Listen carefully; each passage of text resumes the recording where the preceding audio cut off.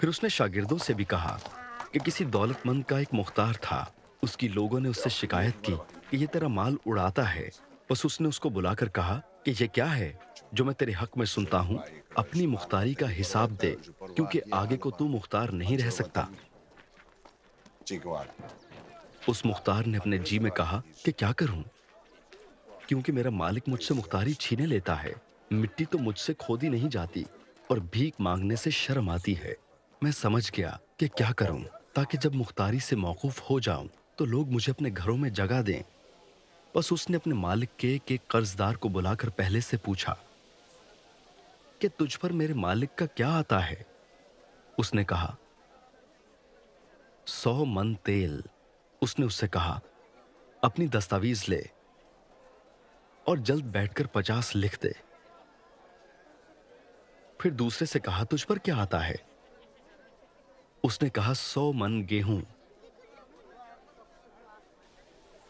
اس نے اس سے کہا اپنی دستاویز لے کر 80 لکھ دے۔ اور مالک نے بے ایمان مختار کی تعریف کی، اس لیے کہ اس نے ہوشیاری کی تھی، کیونکہ اس جہان کے فرزند اپنے ہم جنسوں کے ساتھ معاملات میں نور کے فرزندوں سے زیادہ ہوشیار ہیں۔ اور میں تم سے کہتا ہوں کہ ناراستی کی دولت سے اپنے لیے دوست پیدا کرو، تاکہ جب وہ جاتی رہے تو یہ تم کو ہمیشہ کے مسکنوں میں جگہ دیں۔ جو تھوڑے میں دیانتدار ہے وہ بہت میں بھی دیانتدار ہے، اور جو تھوڑے میں بددیانت ہے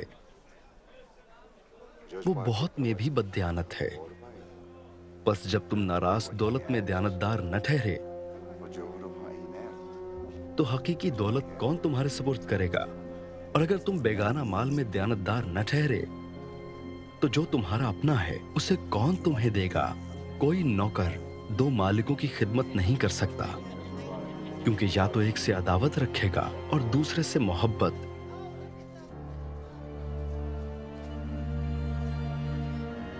یا ایک سے ملا رہے گا اور دوسرے کو ناچیز جانے گا۔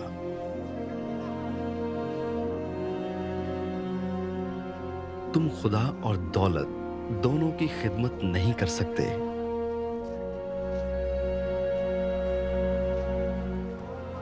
فریسی جو زردوست تھے ان سب باتوں کو سن کر اسے ٹھٹھے میں اڑانے لگے۔ اس نے ان سے کہا کہ تم وہ ہو کہ آدمیوں کے سامنے اپنے آپ کو راست باز ٹھہراتے ہو، لیکن خدا تمہارے دلوں کو جانتا ہے، کیونکہ جو چیز آدمیوں کی نظر میں عالی قدر ہے وہ خدا کے نزدیک مکروہ ہے۔ شریعت اور انبیاء یوحنا تک رہے، اس وقت سے خدا کی بادشاہی کی خوشخبری دی جاتی ہے،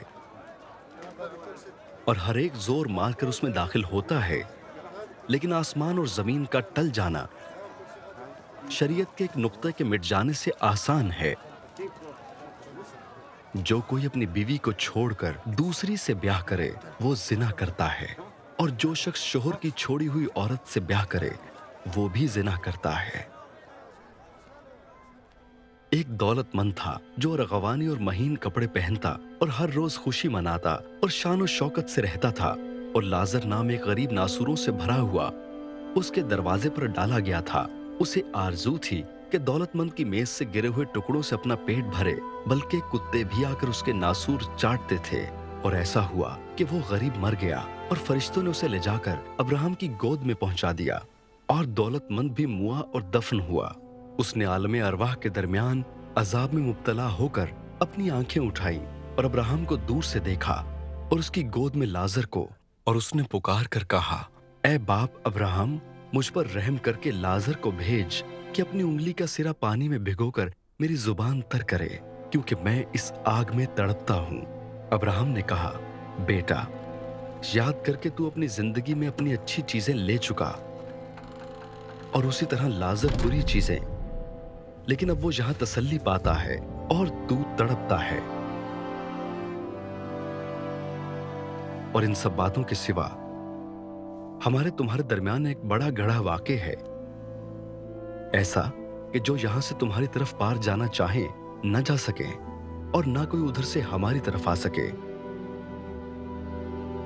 اس نے کہا بس اے باپ، मैं तेरी मिन्नत करता हूँ कि तू उसे मेरे बाप के घर भेज, क्योंकि मेरे 5 भाई हैं, ताकि वो उनके सामने इन बातों की गवाही दे।